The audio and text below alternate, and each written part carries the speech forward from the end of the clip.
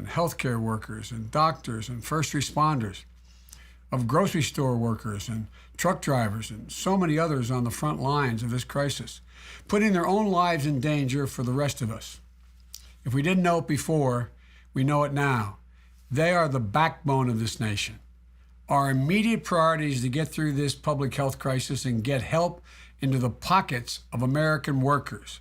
American workers. More than 20,000 Americans have died already. Our federal government needs to learn from this catastrophic mistakes it's made over the past few months and take action to turn the tide on this virus. And in doing so, it needs to focus on the racial disparities in cases and deaths that we've been talking about, to protect African Americans and Latino families who've borne so much of the brunt of this epidemic. So let's be clear. The coronavirus isn't Donald Trump's fault, but the fact that America has more cases than any country in the world is his responsibility. New reporting over the weekend showed that he turned a blind eye to China's mistakes at a critical moment. He tried to downplay the danger to keep the stock market high. He rejected the advice he was getting from his own experts to prepare for what was coming. They told him. Now we're all paying a very high price for his bad judgment, bad decisions, bad instincts of this administration. You know, we all know more than 16 million Americans have lost their jobs already. Our federal government has to act more decisively to get assistance the Congress has already approved of more than $2.2 trillion into the hands of those who need it the most: workers, families, small businesses. Now, this leads me to a critical point. When this crisis has receded, we can't just think about building back to the way things were before. We need to build better for the future. Many of the biggest cracks in our social safety net have been laid bare by this crisis. From health care to paid sick leave to the shortcomings of our unemployment system. And we need to build a 21st century safety net that takes care of all of our citizens in times of crisis. And I mean all of our citizens. Yes, in all times, not just in crisis. You know, we're going to need to address rebuilding our nation's infrastructure. We're going to need to shore up our democracy. We all have to know the clock is ticking. We don't have a moment to waste in combating the climate crisis. It's an existential threat to us. In short, we need to build a fair, more inclusive, more resilient America. And with that in mind, I'd like to welcome to this conversation a leader who shares those values and has been an outspoken advocate for that vision for a long time. My friend, Senator Bernie Sanders. Bernie, welcome. Joe, thank you very much for your remarks, and thank you for welcoming me to your live stream here. As you've indicated, we are living in an unbelievably unprecedented moment. You and I were chatting a few months ago. Not in a million years would we have believed that we would be talking to each other in our respective homes, that we could not, do rallies, that we could not get out of the house. We would not have believed that we'd be looking not only at a pandemic, which, as you indicated, has taken over 20,000 lives in our country, 500,000 people infected, but has cost us 16 million jobs. And that's probably a conservative number. The real number is probably higher than that. So we are in a terrible moment, an unprecedented moment. And I know we share the understanding that we've got to go forward right now and out of this in an unprecedented way to address the terrible pain that so many of our fellow Americans are feeling. So today I am asking all Americans, I'm asking every Democrat, I'm asking every independent, I'm asking a lot of Republicans to come together in this campaign to support your candidacy, which I endorse, to make certain that we defeat somebody who I believe, and I'm speaking just for myself now, is the most dangerous president in the modern history of this country.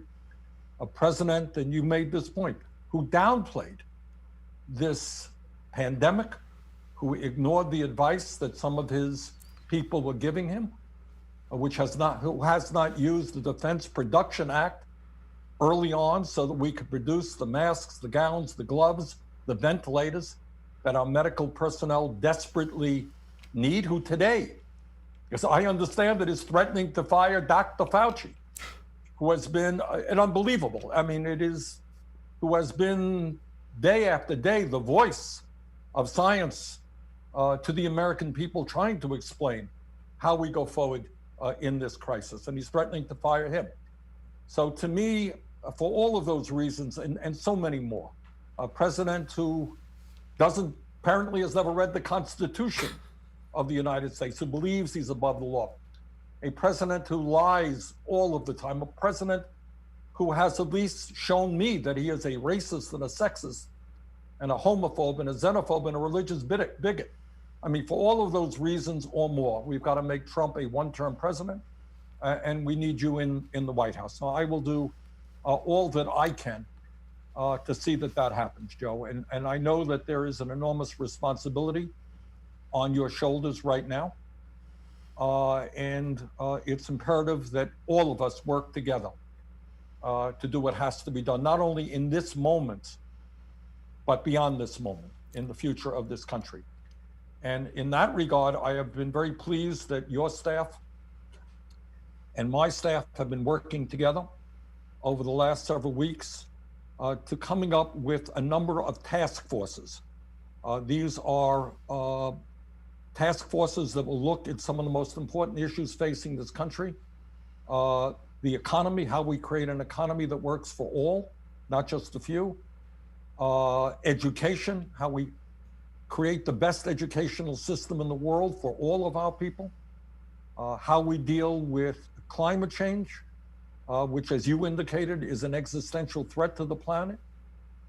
How we deal with criminal justice, because we don't want to continue having more people in jail than any other country on earth. How we deal with immigration reform, and how we have a healthcare system that is so much better than what we have right now. Now, it's no great secret out there, Joe, that you and I have our differences, and we're not going to paper them over. That's real. But I hope that these task forces will come together, utilizing the best minds and people in your campaign and in my campaign to work out real solutions to these very, very important problems. So look forward to working with you and bringing some great people into those task forces. Well, Bernie, I want to thank you for that. It's a big deal, I think that your endorsement means a great deal. It means a great deal to me. I think people are going to be surprised that we are apart on some issues, but we're awfully close on a whole bunch of others. And I think you've made. If I am the nominee, which it looks like now you just made me, I'm going to need you, not just to win the campaign, but to govern. And so, do you have any questions for me, Bernie, at all? I did, Joe.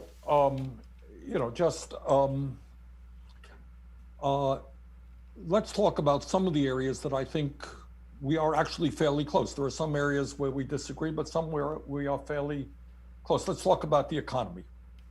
And above and beyond the crisis that we're in right now, very well that millions of our people are working for starvation wages. And one of the fights that I've been waging for a number of years now is to raise that minimum wage to at least $15 an hour. Is that something, Joe, that you are supportive of?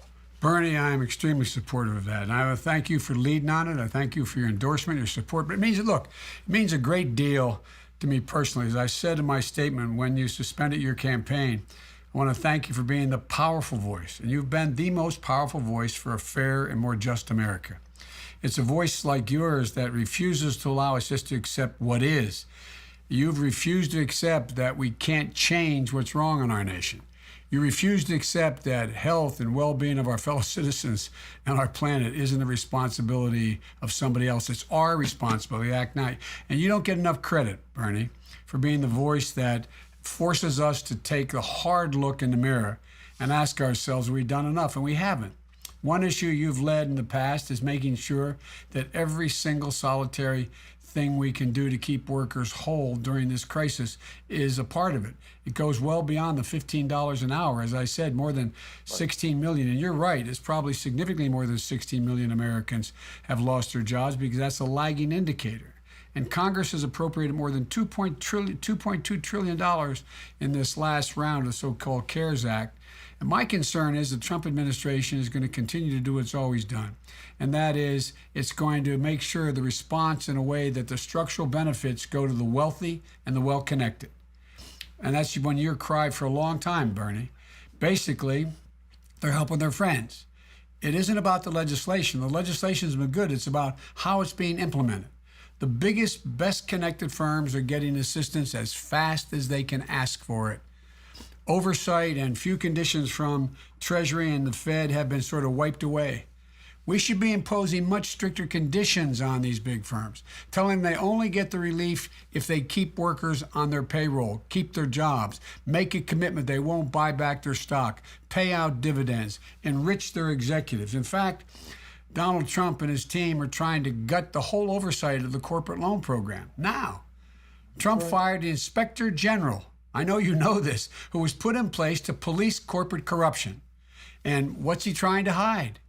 Congress should demand answers, and I know you will. Meanwhile, the little guy, the mom and pop shops, the men and women of minority-owned businesses, they have the fewest resources to fall back on in this crisis. And they're facing obstacles and delays that threaten their very existence of their businesses. But no one in Donald Trump's White House or Treasury is taking the kind of bold action required to make sure that those without prior wealth or prior connections get a priority. We should insist that the Trump White House and the Treasury Department move more aggressively to get those grants and loans to small businesses now when they really need it. And if the banks won't do it, to go back to your point, they won't process the loans for small business regardless of their size, then the federal government should use their wartime authority to compel them to do so. Good. Because otherwise, in 6 months, we're going to look back and see that this crisis has only made inequity worse in America. And I've said it from the beginning of our conversation, we just can't think about building back to the way things were before. That is not good enough. We need to build for a better future, and that's exactly what these task forces, your team and mine, have put together to focus on. I'll have a lot more to say about that, as you will too, but first I want to thank you for your question. And Bernie, if I don't mind, Bernie, how do we, over the long haul, if I may ask, make sure we strengthen the economy to work for all people? And beyond the $15 minimum wage, what else should we be doing, Bernie? Well, Joe, thanks for your answer to the previous question, because you're absolutely right. And I want everybody to hear and understand what Joe has just said. Among many other provisions, we put in there, wasn't my first priority by any means, $450 billion for large corporations. It's a lot of money. And what Trump now wants to do is to spend that money without telling us who gets it. Exactly. Can you believe that? I mean, it is beyond comprehension. And that issue of transparency, if you receive money from the federal government, I'm sorry, we are going to know who you are. We're going to know the nature of the contract that was established, et cetera, et cetera. But we need, as you indicated, absolute transparency. The other thing, Joe, I think we have to deal with right now is with so many folks unemployed and underemployed. We've got to make sure that the government comes up with a continued set of policies that protect those workers. And the pain all over the country is now horrific. You have seen, as I have, these lines of cars of people in the United States of America, of folks who have just lost their jobs, who have no food in the pantry. They are now lining up to get food. So we've got to do everything that we can as rapidly as we can to make sure that nobody in America goes hungry, that nobody in America during this crisis, in my view, lacks health care, that nobody in America in this crisis is evicted from their homes, evicted from their apartments, loses their homes. There's an enormous amount of work that has to be done to protect workers in this country, in this crisis right now. But the question you ask, as I understand it, is where do we go from here? I mean, hopefully sooner than later, God willing, this crisis ends. And how do we create a more just and fair society? I think that was your question, yeah? Yep.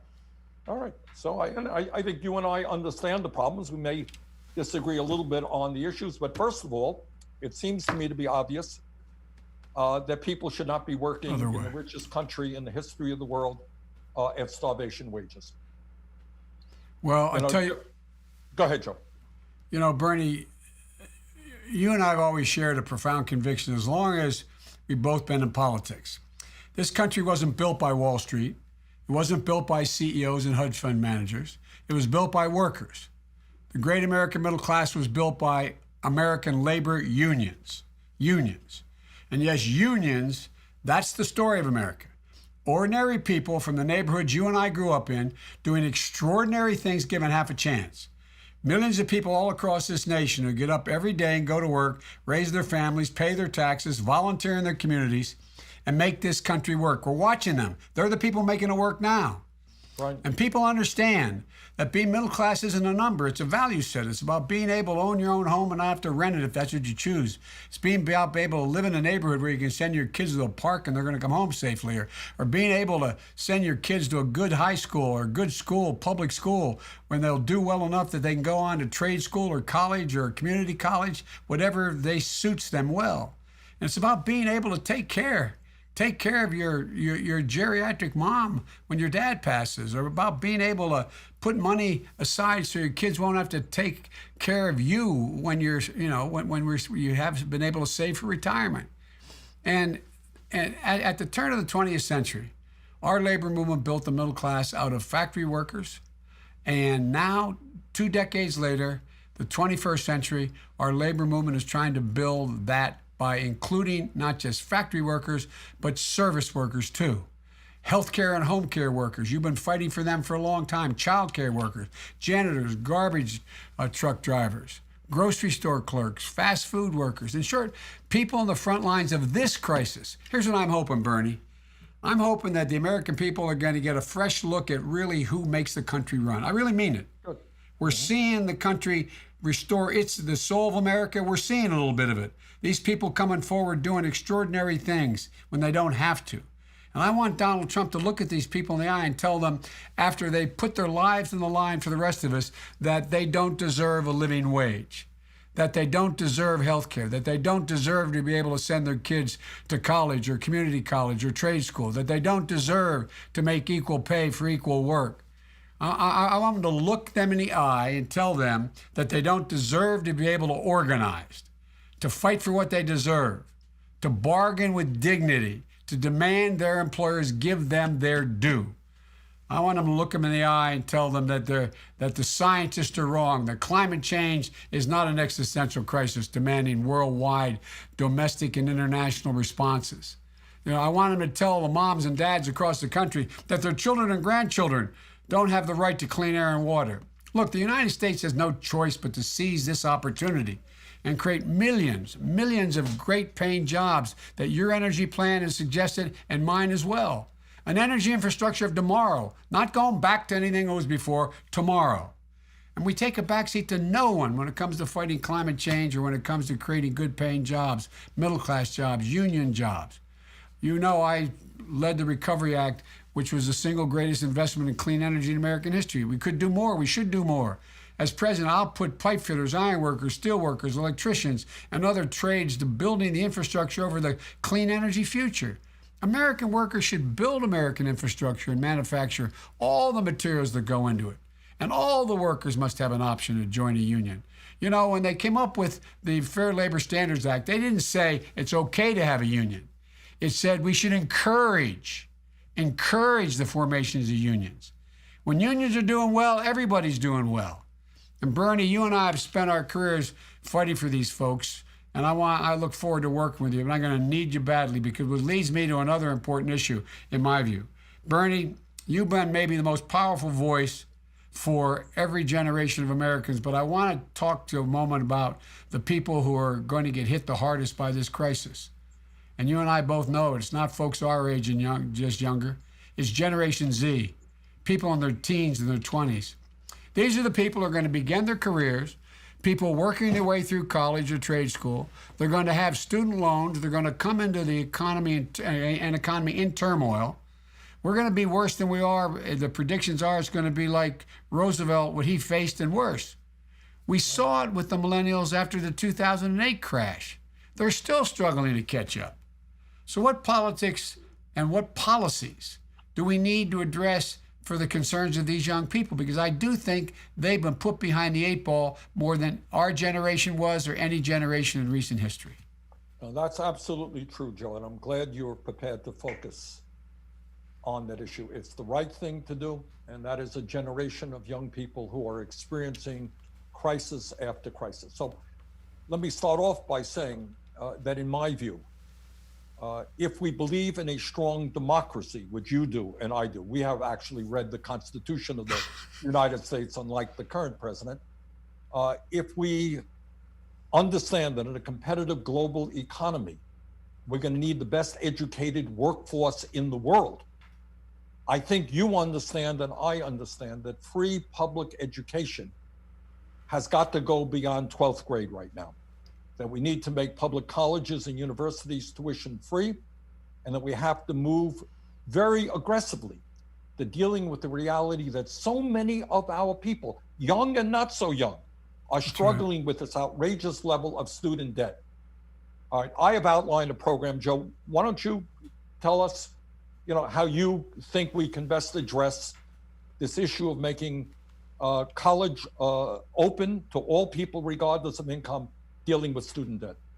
Well, look, Bernie, my deceased son is still paying off his loan. We're now paying it off. Now, he went to a private university, but still paying off his loan. My daughter is still paying off her loans. And look, we need to think about what we can do to address these concerns. Look, you've been a leader on the student debt issue and affordability of higher education. I've been saying for a long time, you probably heard me say it in the past, one of the reasons why we jumped ahead one of the reasons why we jumped ahead of the rest of the world back at the turn of the 20th century, we were the first nation in the world to come along and say we have universal education for 12 years. If it hadn't been done and we were just doing it for the first time in 2020, would anybody think 12 years is enough to be able to compete in the 21st century? I think not. But one of the things that I've changed my mind on, I propose to forgive debt for low-income and middle-class individuals, for community colleges and the like. But here's the deal. If you're attending a public university, college university, as well as a private HBCU, a historic black college or minority-serving institutions, I've already called for immediate canceling of a minimum of $10,000 of their student loan debt now under this crisis and allow them to borrow so they can cope with this crisis. Look, I proposed aggressively canceling student debt for those who were abused and misled by private for-profit colleges. So have you. You've been way ahead. And those are folks with some of the highest debt burdens. As I've said earlier, as we deal with the immediate crisis response, we can't lose sight of the longer term. When we come out of this, we can't just go back to business as usual. We need to build a better, stronger foundation for America. In 2021, our whole country will have to take a hard look and ask, how do we fix what's deeply broken? Here's my pledge. I will make an education that, in fact, Jill, my wife, is a professor at a community college, says any country that outcompetes us, Joe, is going out-educates, is going to outcompete us. And so we'll make education at our community college free for all. And here's the thing that has changed with this crisis. At our public colleges and universities, make them free for all lower income and middle-class families. Because, look, they're going to face an enormous burden. Where are they going to get the money to go, even though our state universities or borrow that money? We have to lower the cost of private, historic black colleges and universities and minority-serving institutions as well, and ease the burden of student debt. And we'll address the existential climate change as well. Look, in terms of student debt, anybody who is making under less than $125,000 who in fact has a debt having gone to a community college in their family, gone to a state university, they should be able to get debt forgiveness as well, in addition to just being able to go free to a community college, because they've been so badly banged since 2008. We got to build a green, resilient, sustainable infrastructure that will power generations of inclusive growth while saving our planet. Look, and we're going to confront income inequity in this nation, build a social safety net that gives all Americans the dignity and security they deserve. And we're going to make sure health care, and this is your signature issue, is made affordable and accessible to every American. And build a public health system that can prevent future pandemics. I want to talk to you about this. I really think we should be thinking about having a new office, a new cabinet office on pandemics in the United States, but that's another issue. But we're going to finally achieve comprehensive immigration reform as well, put millions of citizens on a pathway to citizenship, including so many who are on the front lines right now. The number of undocumented who are out there now risking their lives. You know, one of the things I had the greatest pleasure in doing when I was vice president is going to one of Saddam Hussein's my multiple visits to Iraq and swearing in well over, I think it was 180 undocumented people who were joining the United States military. They had won Bronze Stars, Silver Stars. They had Purple Hearts. And you know, these are people who have demonstrated they're prepared. They're, in a sense, many of them more Americans than a lot of Americans. We're going to address the structural racism in our country as well. You know, and it's going to take not just criminal justice reform, but it's also going to require the inequities that have led to this god-awful situation in which African Americans and Latinos suffer at the hands of the coronavirus to a much greater extent than others. And look, I know we share the same goals in many of these things. We've had different ideas how to accomplish them. But on some issues, we're going to continue to disagree respectfully, but not on any substantive way. You know, I believe there's a great opportunity to work together to deploy policy approaches that can take us closer to our shared goals. So I'm pleased to announce that Bernie and I have agreed to establish, as we said, we already talked about it, 6 policy working groups. One on the economy, one on education, one on criminal justice, it should be reform, not punishment, one on immigration, climate change, and the economy. These groups are made up of thoughtful leaders that have worked with Bernie and some of whom have supported me as well. And the task is for them to develop creative new ideas and proposals. And we're looking forward to turning that work into positive change for the country. So Bernie, I think it's time we let these folks get going. And I just want to say to you, I can't tell you how much I appreciate all that you have done, all that, during all this time, what people are surprised about. You and I have been friends. We've disagreed, but we've been friends. We go all the way back your first run. And I appreciate your friendship, and I promise you I will not let you down. But I understand you may have a closing statement to make, Bernie, or anything else, anything you want to do. It doesn't have to be closing, but anything at all. Well, I thought we'd play some chess. What do you think? I'd like to play chess. I've been playing on my cell phone. That's about it. I got a beautiful chessboard upstairs. I haven't got anybody to play with me. I got mine. I'll bring it out. I see the one behind you. We'll bore everybody. Yeah, you got one right here.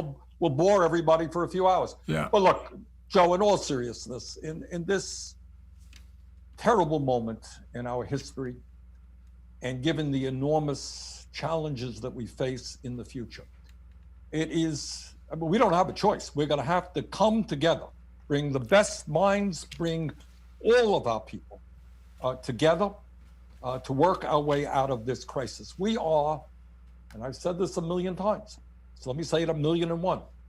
We're the richest country in the history of the world. You know that? We should not have 500,000 people who are homeless. We should not have half of our workers living paycheck to paycheck. We should not have more people in jail than any other country, disproportionately African American and Latino. You know, you made the point about undocumented workers. The ugly irony is those people today in America are putting their lives on the line, and you know what? They're not even eligible for the benefits that we have appropriated in the Senate. Imagine that. You know, they can't get that $1,200 check. They can't get unemployment. So we got a lot of work to do to make this country the kind of nation that I know you want to see, that I want to see, and the vast majority of the American people want to see. We got to deal with income and wealth inequality. We got to deal with a healthcare system that is broken in so many ways. You mentioned the issue of climate change. Man, we don't have a choice there. Future of the planet demands that we are bold in transforming our energy system. And as you've indicated, we can create millions of jobs doing that.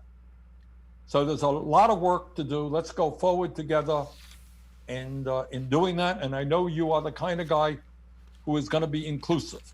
You want to bring people in, even people who disagree with you. You want to hear what they have to say. We can argue it out. It's called democracy. You believe in democracy, so do I. Let's respect each other. Let's address the challenges we face right now and in the future. And in that regard, Joe, I very much look forward to working with you. Well, Bernie, thank you. And look, one of the things that I think as a student of history, as you are, American history, you know, out of every crisis America has faced, from the Civil War straight through to today, we have come out of it stronger. We've come out of it and fixed things that were institutionally, structurally wrong beforehand. We haven't fixed them all.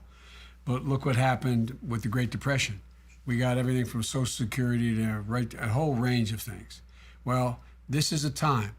And I think what's happened is the American public have seen, as I said earlier, I've said it maybe a million times, I'm going to say 1,000,001, we kind of ripped the Band-Aid off. We exposed how the substructure of this economy is so damaged by what's going on. And the idea we're still arguing about whether health care is a right is bizarre. The idea that we continue to think that the way to deal with the criminal justice system, now that we've known so much and learned so much, is to punish instead of rehabilitate. The idea we put someone in jail for a drug abuse and we don't put them in a mandatory rehabilitation as opposed to prison. The idea we have people in prison who can't read and don't have any skill, that we don't train them, so when they get out, you don't give them a bus ticket and $25 and put them underneath a bridge. But I'd like to close by saying, Bernie, as Jill and I told you and Jane, we're deeply grateful to both of you. We have, you've put the interests of this nation and the need to beat Donald Trump above all else. And for that, Jill and I are grateful, and we know we have enormous responsibility to meet that expectation. We also want you to know I'm excited to do the work with you in the months and years ahead. You know, as you say, not me, us. Not me, us. That's your phrase, pal. And your supporters and I are going to make the same commitment. I see you. Your supporters, I see you. I hear you. I understand the urgency of what it is that we have to get done in this country. And I hope you'll join us. The more the merrier. We need to come together. We need to defeat Donald Trump. As I've said for a long time, when we do that, we'll not only do the hard work of rebuilding this nation, we can transform this nation. We can transform it so that it goes down in history, with your help, Bernie, as one of the most progressive administrations since Roosevelt. And I really believe I think it's doable, because the whole world has changed. It's not just us. The whole world has changed. We're in the middle of a fourth industrial revolution. The question is, will there be a middle class left based on all that's happening? We have to address it. It's not just our concern. If we, the wealthiest country in the world, can't address it and provide more equity and opportunity, we're going to continue to see the kind of shifts you see in Europe. So anyway, I'm looking forward to working with you, pal. I really genuinely mean it from the bottom of my heart. Thank you for being such a gentleman. Thank you for being so generous. And I give you my word, I'll try my best not to let you all down. Okay. Thank you very much, Joe. Thanks, pal. Say hello to Jane, and I say hello to Jill as well. I will.